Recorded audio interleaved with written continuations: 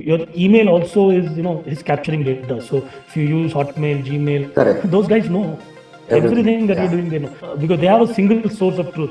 If, for example, you have linked all your credit card, debit card, bank accounts, investments, everything to one email ID, they probably have more data about you.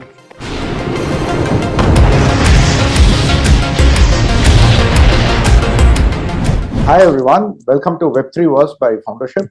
Super excited to kickstart our podcast series all over again after a long break. So Foundership is a Web3 launcher. We are an incubator and accelerator that enable top Web3 startups across the world to shift their orbit. And we have been running 0x Camp, which is a 3-week incubation program, and anyone across the world who's building a Web3 startup at an idea stage, MVP or MVP with early traction can apply. And post this, you get evaluated for a 6-month launch camp program where you get access to coaching, capital, and community. So we now have a portfolio of over 15 startups from across the world, and super excited to see the success of these 15 startups over the next many months as we go along. And all this journey wouldn't have been possible with the support of our ecosystem partners, with Polygon, Router, On Meta, Unstoppable Domains, and Arcana Network, and so on. So, super excited to have today's podcast guest from Unstoppable Domains, Nilkanth Iyer, who is the country manager at Unstoppable Domains. Welcome, Neil. Very good morning. Hey, very good morning, Bimlesh. I think thank you. Thanks very much for the opportunity to be featured on your podcast. Very excited to see the kind of progress and the kind of startups that are involved with foundership and the kind of great work. I think this is definitely a need for the India and the Asia ecosystem. I think a lot of mentoring is needed. Also because Web3 is in the very early stages. I think expertise from you and all your mentors will definitely help India lead the space in Web3. So very excited to be on your podcast, and thank you once again. So thank you so much. Pleasure is all mine. So why don't we kickstart with talk to us a little bit about your journey, about yourself. I would love to warm up everyone with your introduction, get to know a little bit about the speaker, and then we'll deep dive into the state of Web3 and what Unstoppable Domains is doing. yeah, thanks. So see, I have primarily for the last many years in my life worked in enterprise software. My last 6 to 7 years was largely around SaaS, cloud, and AI. And in between all of these things, I have also worked a lot with building the developer and startup ecosystem. So I've been actually exploring the Web3 space for quite some time. And then, of course, 3-4 years back, I really started looking at, investing in the Web3 space, learning more about it. I started trading as well over some point of time. And then I thought, it's a time for me to really expand my horizon, move from the enterprise software space and really delve into the future. And Web3 definitely I felt is the future. So talking to a couple of companies, and then Unstoppable Domains kind of came my way. So it looked like a very exciting role. So I actually lead the Asia Pacific and Japan operations for Unstoppable. We are a truly decentralized company. My primary role is to build partnerships. So that's the real goal of pretty much everybody in the Unstoppable business development team. The idea is to build partnerships, build integrations with partners, thereby helping the partners do great things with their products in the Web3 space, and then obviously in the end benefiting the end users who are really trying to get into Web3, right? So just to give you some background about Unstoppable, we are a 4-year-old company. We have very great investors. We have Pantera Capital, we have Draper Associates. Our early investors were people like Naval Ravikant, Balaji Srinivasan, and other people. We just raised a funding round about a couple of months back, and we are a unicorn, so we're valued at $1 billion. So that's very exciting news. See, Unstoppable Domains is basically building your Web3 digital identity. So that's the core of what we are doing. We're trying to build this critical utility or critical infrastructure, which will help users control their own digital identity. Our vision is to obviously make sure that every person on the planet connected to the internet has their own Web3 digital identity. And our primary way in which we are doing this is, like I said, partnering with other Web3 startups, thereby empowering them to pass on the digital identity to their consumers. Fantastic. So, in Web3, let's talk a little bit about the state of Web3 as of today, right? So, uh, 2017, 18 was the first, big winter that we saw. And then we saw a big boom during COVID because everyone was at home. They had a lot of time to become knowledgeable about,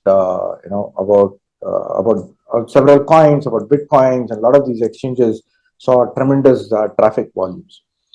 We also saw a lot of token launches happening during those years, and now with the winter crypto and generic winter kind of setting in the investment world, what's your view as you interact and work with a lot of developers and a lot of startup founders?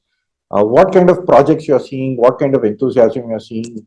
What have you seen in terms of the industry shifting through a lot of wannabe ideas versus now real ideas getting built, because winters are always a great time for great startups to come in, right? So would love to hear your view on what you are seeing on the state of Web3. Yes, I've been fortunate enough to also, of course, I was very, very early out, just out of college, actually see the Web2 world, being built. In fact, when I was graduating or still in college, some of the hottest companies at that point of time, again, based on the hype, were a lot of these, Web2 kind of companies. And many of them over a period of time, kind of died down. And as we have seen in the Web2 world, the companies that do not really worry about, market forces, that really do not worry about the hype cycles. Every industry goes through hype cycles, right? And Web3 will also, go through it. Web2 also went through it. But the companies that build for the future, and for any entrepreneur out there, any startup founder out there, you should see those very, very early interviews of Jeff Bezos, right? Where the industry was going through a lot of turmoil. There were ups and downs, but how he was very focused on a couple of things. I think the top thing that he says in that interview, and it's very, very inspiring, is customer obsession, right? At the end of the day, whatever you do, you have to be obsessed in making sure your customer, your consumer, your user, if you're a B2C startup, if you're a B2B startup, then your partner, I mean, their success has to be core, or their that has to be the core of your business. Then whether you're doing a Web2 or a Web3, or people are now talking of Web4, Web5, and all those things, but whatever kind of technology you're talking on, at the end of the day, there is someone who's going to consume your technology. So I think we're very early stages of Web3, and I think this is the most exciting stage, because you're kind of building those blocks, right? So any startup who's involved now, I think this is the right time. I won't say that 2 years or 3 years back was not the right time, but I think this is a even better time, because you can clearly see that a lot of hype is kind of going away, right? Because of the winter, the crypto winter, the companies which are built on hype are kind of going away. In fact, I was on a Twitter space yesterday with another partner who was doing stuff around, the FIFA World Cup, and it was very exciting. The kind of launches. So, you must have heard of Messiverse, which is Lionel Messi's fan engagement platform. So, the world of sports, which is traditionally known to be a very late adopter of technology, is really jumped into it. And there is obviously in the US, you hear a lot of things around the NBA shot, top shot, where can capture fan moments. Closer home, in fact, before the ICC T20 World Cup, we launched a partnership with Collection, which actually gives gamer cards, and are building games, Web3 games or blockchain games around cricket. So I think. So to talk about the current state, yes, it's going through a lot of turmoil. Uh, in the future, anybody who with a long-term vision, 5 to 10 years, you don't know, it can be 5, it can be 3, but it could be 10 as well. And I think that should not matter for anybody. I think you should just put your head down and kind of build. I think there are some positives, and what gives that confidence, right? So if you really look at the transaction volume, associated with DeFi protocols, right? It reached in Q2 2021 at your peak of your crypto to about 4 trillion in transaction volume. It's obviously kind of fallen down over the last couple of quarters, but then the important thing to see is that the number of individual transfers have either stayed at the same level or in fact have even increased. So that is a very good indication of the adoption of Web3. Again, I won't just use the word crypto loosely, but it's about the adoption of Web3, right? There is, I'm sorry, more utility being built because of which you're seeing the number of users, kind of going up. So I think this trend will continue. And that's my, overall reading of the market. Again, I'm not an expert, but Yeah, whatever my understanding is. Yeah. yeah, absolutely. Because ecosystem builders and technology enablers like you and us are the ones who get to interact with a lot of startups, right? And that's how we are able to come up with a judgment of is is are a lot of founders and developers still tinkering ideas which can be converted into long term tangible businesses, or are we still seeing a trend of long projects just being tinkered around just to get a hang of technology, just to get a hang of how Web3 works, how how can someone either enhance their skill or leverage a new piece of technology to kind of showcase something exciting, to their friends and people around them. Fantastic. Talk to us a little bit about why digital identity is important and why did unstoppable domains choose to rally behind this problem and solve this problem.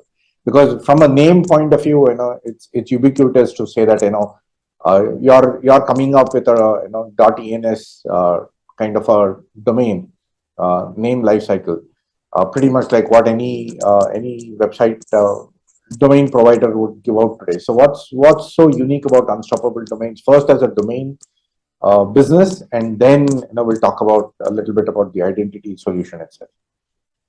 Yeah, I'll probably turn it around, Bimlesh, just to kind of set the perspective and the context, right? I mean, why is this so critical? I think this is the core foundation or the principle on which Web3 is kind of built. It's really about user identity. I'm sure most of you have seen that Netflix series, The Social Dilemma, right? Right. Which talks about you being the product. So you're getting all these freebies or this low cost services in today's world, like your streaming and other things. But in reality, the way companies are leveraging your data is sometimes very scary. Right? And there are real life examples. I mean, when it's like, for example, I am going to book a restaurant and I do a search about, for example, Chinese food. I'm happy that they use my location services and my interest in having Chinese food and tell me which is the nearest Chinese restaurant of a certain price point.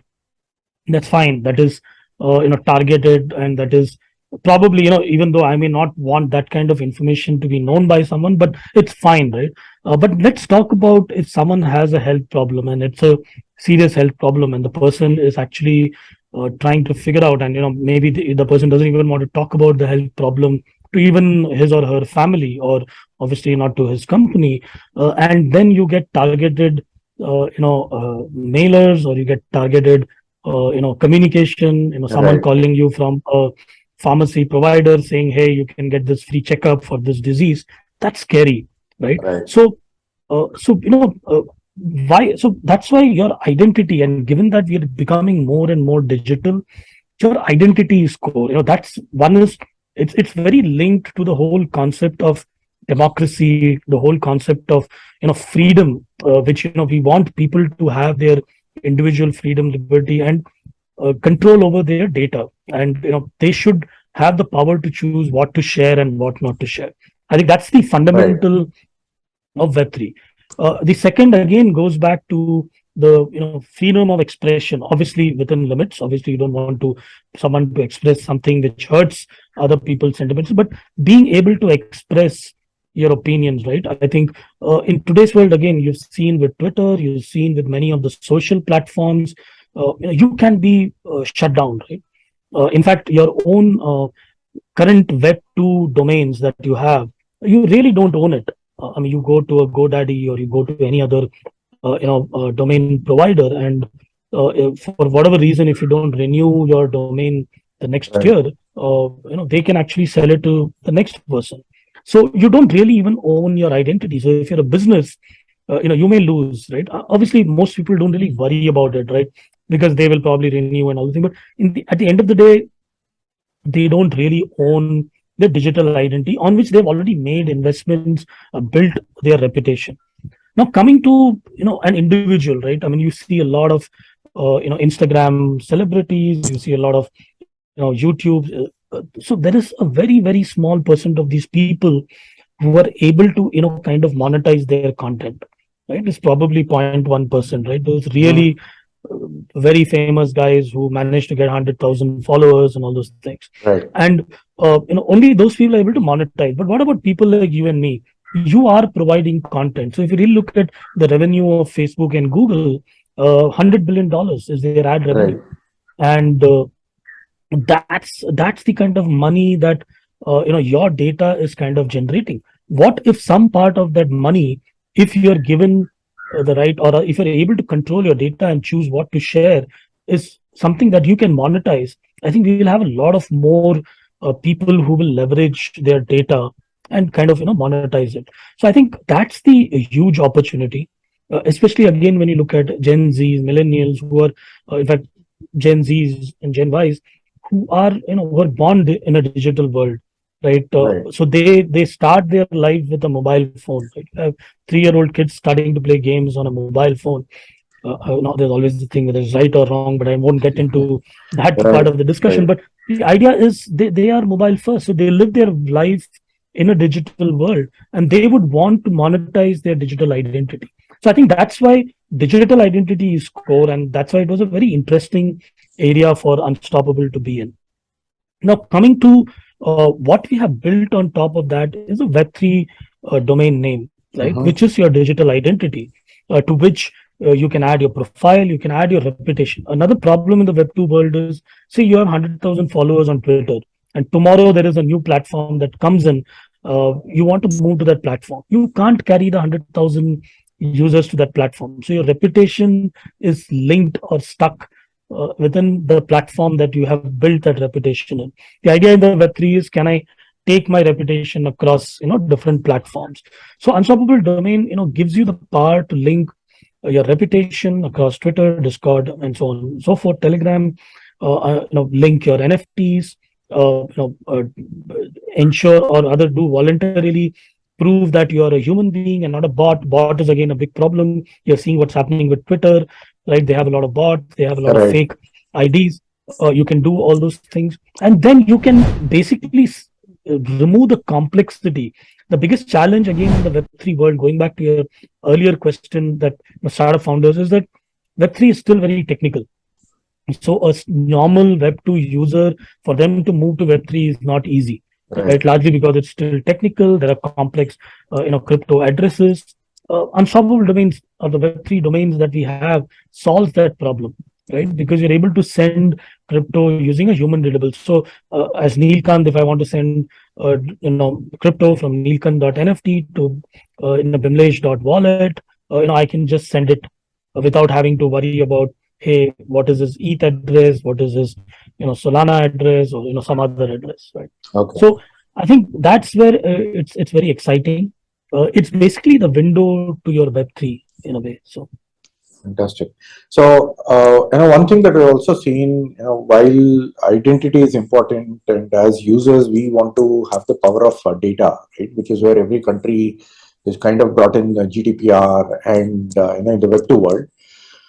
And in the Web3 world as well, wallets kind of make it anonymous, without kind of revealing my entire identity, or who the actual person is behind that wallet, right? So when you have an anon type of a user, that type of a world, where a lot of users believe that I just don't want to have any sort of identity on the internet, and that's how you also have one section of people who have adopted Web3 who want to remain completely anonymous. how do you address them with the unstoppable domain digital identity solution? Does this solution appeal to them, or these are kind of not Yeah, the users, that will come and build their identity on yeah. unstoppable So domains? it doesn't matter. So again, so the choice is with the user.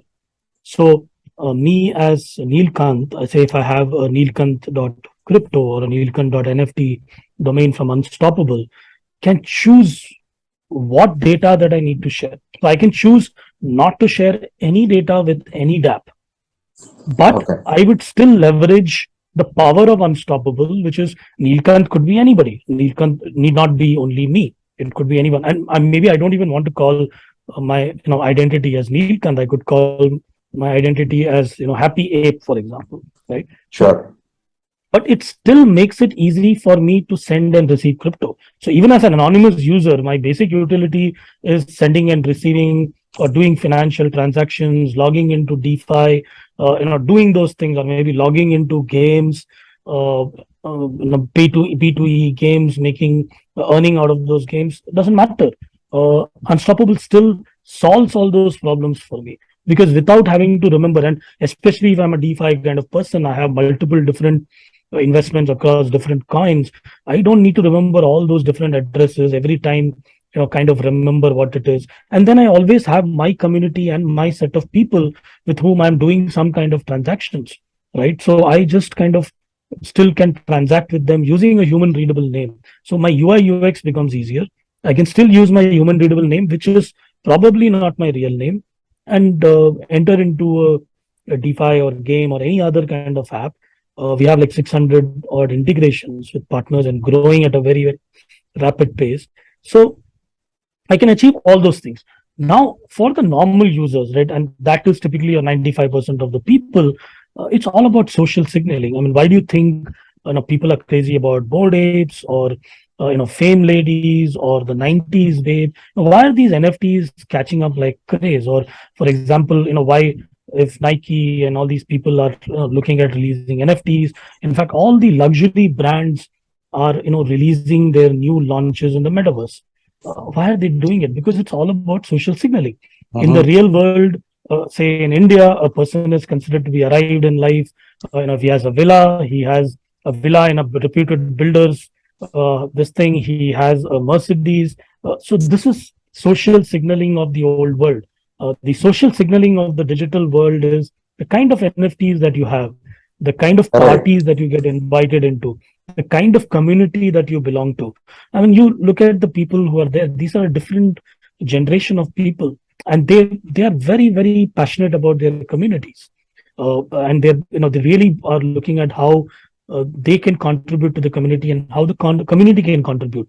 This also is very much linked to the rise in the number of developers, right? I mean, if you really look at it, the biggest shortage we still have in the world, though we feel there are a lot of developers because we are in India, the biggest shortage in the world is of developers, right? Mm-hmm. Because technology is what is moving industries and businesses forward. They are the people who are solving for things like climate change and so on and so forth. So the whole developer psyche is based on the concept of community, right? So this is what helps you build those communities. So I mean that's my very high level Got it. view on. It doesn't matter. You may be a degen or you may be a newbie. It kind of solves for both. For newbies, it's the bridge between your Web 2 world where you're very used to your Facebooks, Twitters, Instagrams, into the Web 3 world without a lot of technical stuff and really having to understand every time log in, sign into a wallet.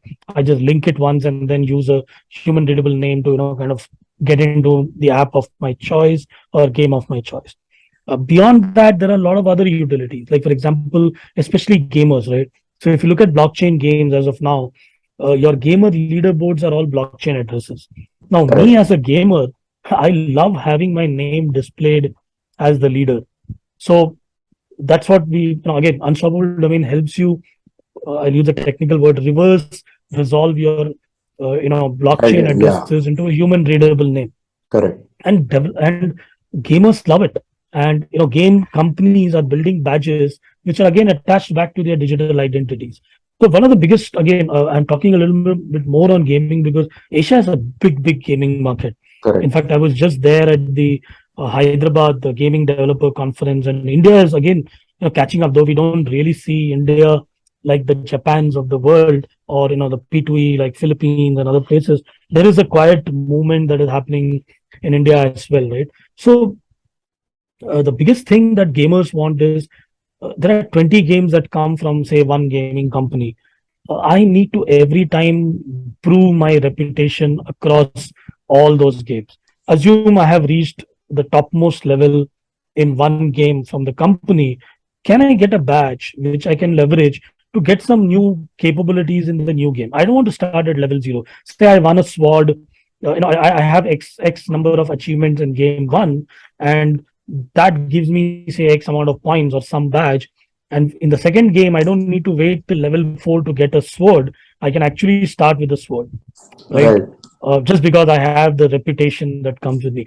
These are the kind of problems that a digital identity can solve. I'm just talking about Sure. a very Web3 blockchain gaming kind of thing, but the same thing works in a proper B2C business, or your Nikes, your Reeboks. The human behavior doesn't change. Social signaling is what takes human, or what we call as aping, is what has moved us from aping to human beings. So it's not going to change too much. Right. Right.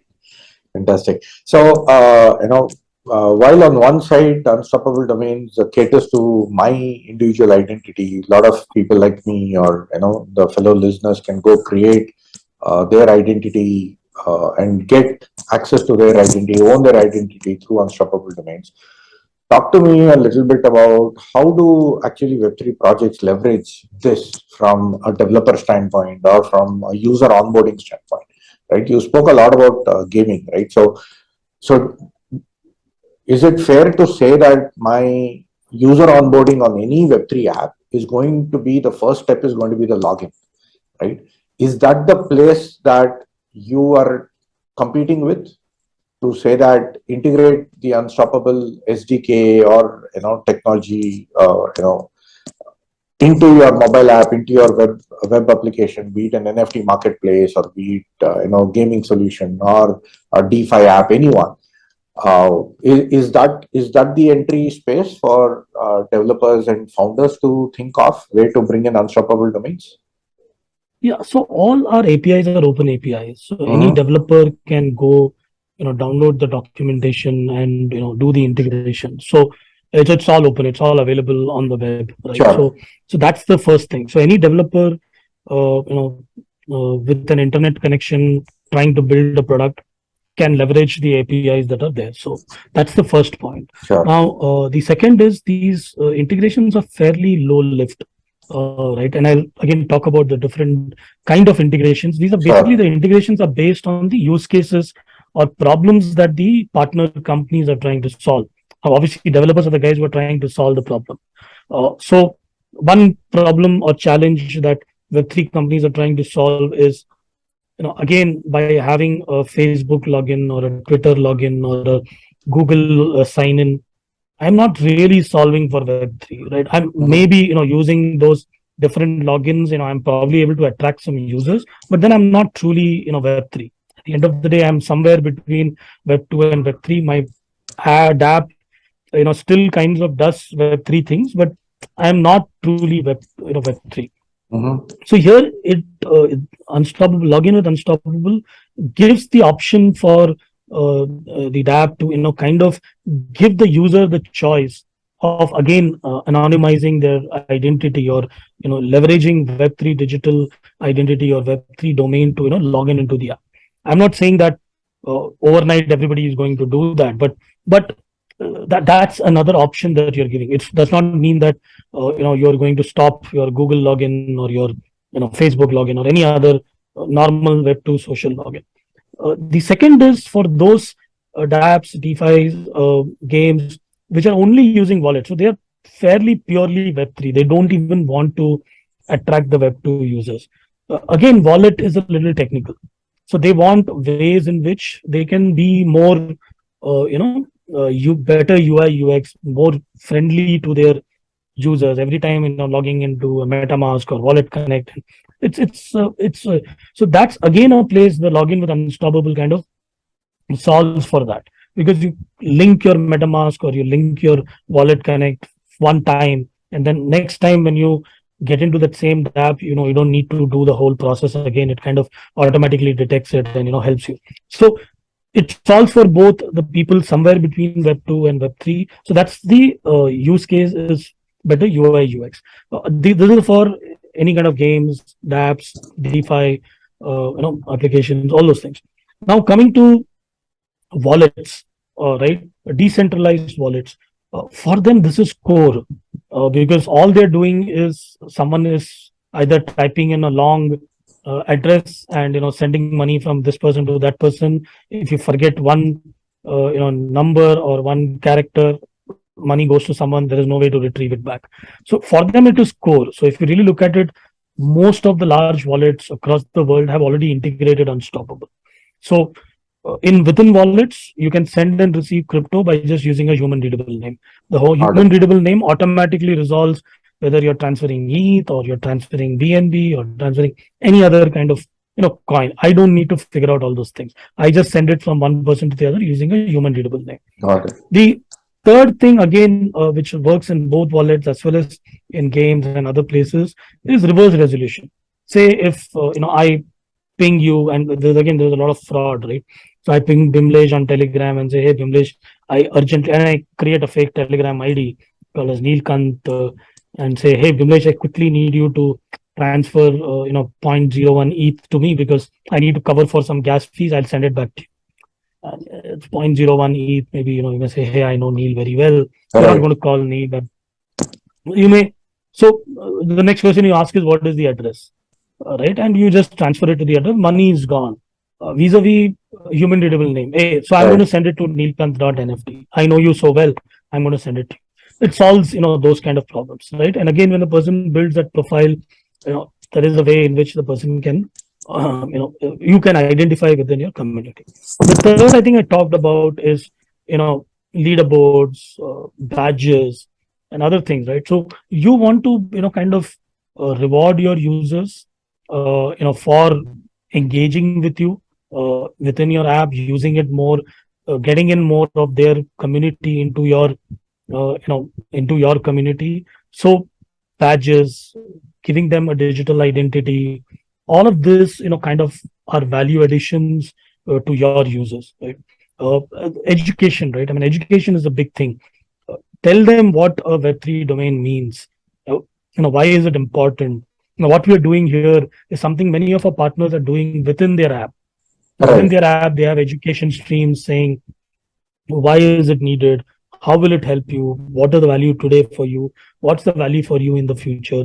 So all those things are something, again, education, I think, is a very, very important, again, the companies in Web3 which are going to be successful are the people who build the bond with their users when they're at a very early stage of learning about Web3, right? So I think these are the use cases which we see.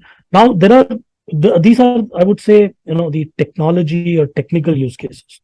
Now beyond that, there is a business use case. Now partners have the opportunity via our partner API integration to kind of sell our domains within their app, and there are a lot of partners which are already doing it. Like for example, let's say in a foundership, you launch a mobile app for all your startup founders. Now, as of now, you're using the login capability to just kind of give some free domains via the login capability. But I am a founder of a company called as ABC Tech, and I want that particular domain name. Now, obviously, that doesn't come part of the free domain flow. So there is a cost associated. Though Unstoppable, again, we don't charge renewal fees. It's a one-time fee. We don't charge gas fees and minting fees because we are on Polygon. So once you buy a domain, you own it for life, which is what, again, a lot of the users as well as companies love, right? So you as foundership can do the partner API integration and provide that additional service, within your app. Maybe foundership is not into that business, but when you look at NFT marketplaces, they are into that business. They are selling NFTs. This is another capability of Web3 domains. So people can go block their domains at a very, very early stage. Like, for example, today, if I want Nilkanth.com, I'm not going to get it. Correct. That ship has sailed So, many, many years yeah, ago. yeah. Maybe I don't care too much as an individual, but assume I wanted to start a company by the name of Nilkanth.com, I'm not going to get it. But in Web3, as of today, you can get it. Right. And again, one more thing that we've done as Unstoppable is try to protect as many well-known brand names. So there is no squatting. Again, the Web2 had a lot of squatting. There'll be these people who will go and block domain names of famous companies, and later when Web3 becomes big, they'll try to resell it. We tried as much as possible to kind of protect the domains of well-known companies across different geographies, so that the rightful owner get their digital identity. So that's the revenue generating mechanism. And third is obviously Unstoppable Domain. We have more than 2.8 million domains that we've sold. We have more than 300,000 followers on Twitter. By partnering with us, there is an opportunity for all the ecosystem partners to attract a lot of our users to their offerings. Right? So when we also Got talk it. to partners, we want to make sure our users are getting value out of the domain. What is the point of owning a Nilkanth.nft if I just say, hey, I Right. got Nilkanth.nft? Can I use Nilkanth.nft to log in to one of Unstoppable's partners, do some DeFi stuff? Can I play a P2E game, gain some points there? How do I build my digital profile? How Right. do I leverage my identity? So that's where the focus on partnerships is huge. And the 600 plus partners, there the integrations are already available for users who claim their identity to go leverage those partner integrations. And for the partner, it's about attracting a lot of the Unstoppable users to their platforms. So this is great, Neil. So we spoke about a bunch of use cases and looking at utility value for the users who create these unique identity on unstoppable domains. Talk to me a little bit about some of the great use cases and the businesses that are using unstoppable domains to build out their project, and I would love to hear some success stories or some work in progress on some great businesses across the world that you're seeing, or more so with your focus in the Asia corridor, outside of the gaming scenario. Yeah, there are so many of them. So let me try to take some of the names that come up to my mind. So I think Sure. the first one that I would talk about is Bandit Network. Mm-hmm. They just released their Soulbound token a couple of weeks back. They're an NFT aggregator. It's a very exciting project, Right. right? This is Uh, by Sandesh Suvarna, right? Sandesh, yes, Sandesh Got it. Varna, yeah, Yes. X X Wazir was X it X. NFT. Yes. Yeah, very, very exciting project, right? I mean, what they're trying to solve is a very big problem to solve. Like, for example, how do you figure out, we know now of Bored Apes, we know of all these famous NFT projects because they've already become famous. And if I now want to buy a Bored Ape or any, it's not possible, me as a common person.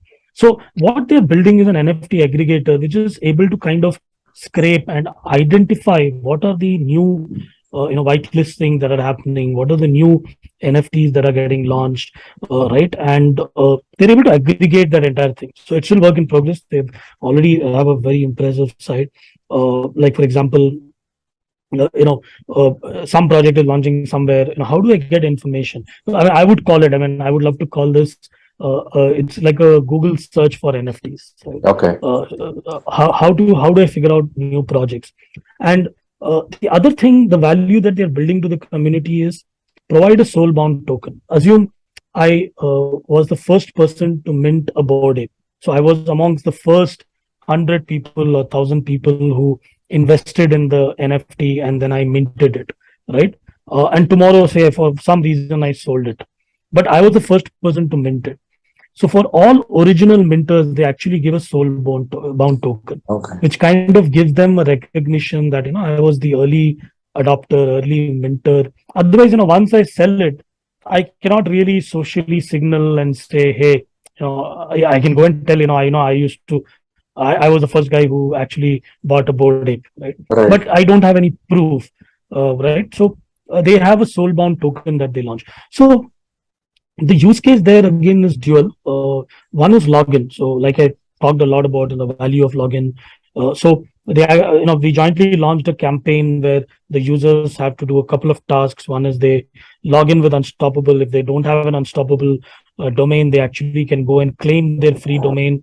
And then after doing all those things, they have to prove that they were the original minter of an NFT. And if that happens, they get a soulbound token. Yeah, amazing results. The kind of response that we got on a soft launch was like amazing, right? Fantastic. The thing that they have done recently is they have also, in fact, integrated with a partner API. So people can actually now not just get free domains within their bandit website or ecosystem, but they can actually even buy premium domains via their bandit app, right? Okay. So that is one use case. So or one partner case study. Now, very recently, again, in fact, I think it got launched yesterday. Is Hashmail, right? Mhm. These are a very young startup. I think about 6 months or so, and they're actually building a decentralized email. Right, so your email also is capturing data. So if you use Hotmail, Gmail, Correct. those guys know Everything. everything that you're Yeah. doing. They know. In fact, they probably have more information than even because they have a single source of truth. If, for example, you have linked all your credit card, debit card, bank accounts, investments, everything to one email ID, they probably have more data about you than anybody else has, Right. right? So they actually are building a decentralized email, and they're going to leverage unstoppable domains. So I want to send an email from, like I said again, Nilkanth.crypto to Bimlesh.nft. I can send an email using a domain name, right? And it is end-to-end private encrypted. We also have partnership with Skiff, which is an end-to-end encrypted email, which you can actually have within the Unstoppable link to your digital identity. So that's another partner. The third is Relation Lab. In fact, I talked about them a little bit earlier. In fact, we did a Twitter Spaces with them yesterday around the FIFA World Cup. They have done two things, right? So what they're trying to build is a social graph of a person. So they have integrated again the resolution and reverse resolution. So if someone sends me their crypto or blockchain address, I can actually enter it within their app, and I can see who the person is, the name of the person. And if the person is using their app, you can actually see the person's ecosystem. So it gives you a Okay. complete decentralized social graph, of a person. And obviously, they have also integrated login and other things. So I think these are three partners that I can talk about. Other than this, most of the wallets, like I said, within India, within Asia Pacific, like OKX is one of the largest exchanges. They have an OKC chain, which is an EVM chain, and they integrated their wallet, which we launched the partnership at token 2049. Uh, Again, in Korea, we have MyCoin Group, which is the largest, sorry, not Korea, it's Taiwan. MyCoin Group is the largest group in Taiwan. Almost 75% of people in the Web3 crypto space work with them. They had their Cubic wallet. So that's something, again, that is integrated with Unstoppable. Then we have, domain registrars. So there is GMO Group in Japan, which is a domain registrar. They actually have created a separate app and a website for people to actually buy Web3 domain names in Japan, right? Okay. From Unstoppable. So there are a whole lot of use cases, whole lot of partners.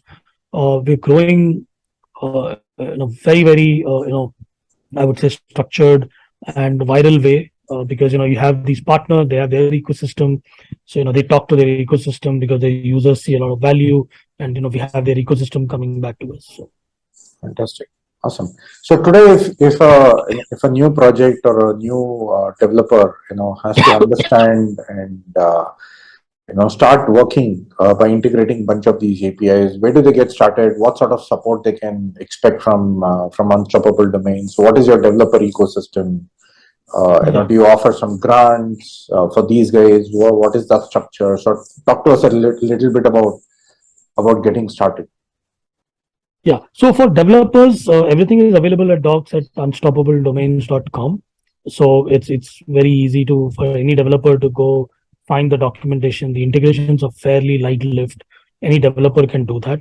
I'd like to talk a little bit more about the startups, right? The program around startups. I'm very excited about Web3 startups, and that's where I'm also very excited about our partnership with Foundership. So via Foundership, One is, of course, all the foundership startups get to get their domain names for their companies, and also as individuals, their digital identities.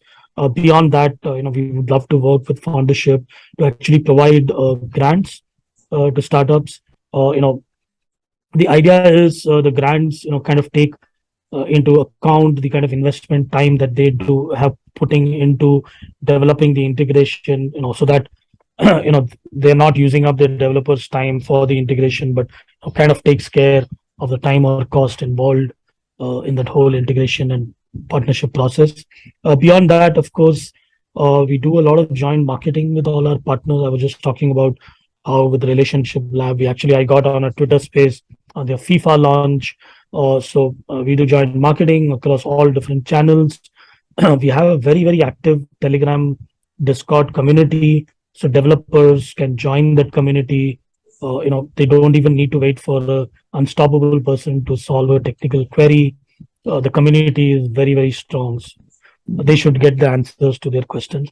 And then, of course, we have our team here in Asia, so we are more than happy to help them if there is something that's not getting solved by any of these channels. Fantastic. Awesome. So in all, I think one as a large company yourself, which you have tremendously grown over the last 4 years, you also have a strong, not only a network of existing companies that are built out using your technology, but you also have, the team to kind of support for any queries and a grant ecosystem for developers to quickly get started, understand what value does it actually bring to their particular use case, and and also offer support as and when the dev team needs any help where they are stuck in order for them to move forward. This is truly what an early stage startup requires. That not only just access to capital in terms of grants, but somebody who can help them when they are stuck in when they're trying to integrate a specific technology, that they are able to truly implement it in the right manner, right? So that they don't have to go and revisit those integrations over and over again. And having that support is equally important as a company enabling this technology. So great to hear that.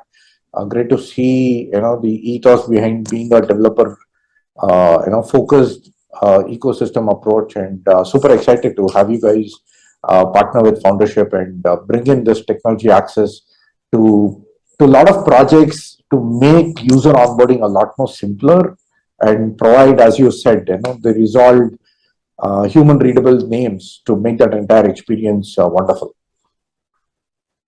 Awesome. Awesome. I think we are very excited. I think I'll again like to thank Foundership for the opportunity of partnering with us.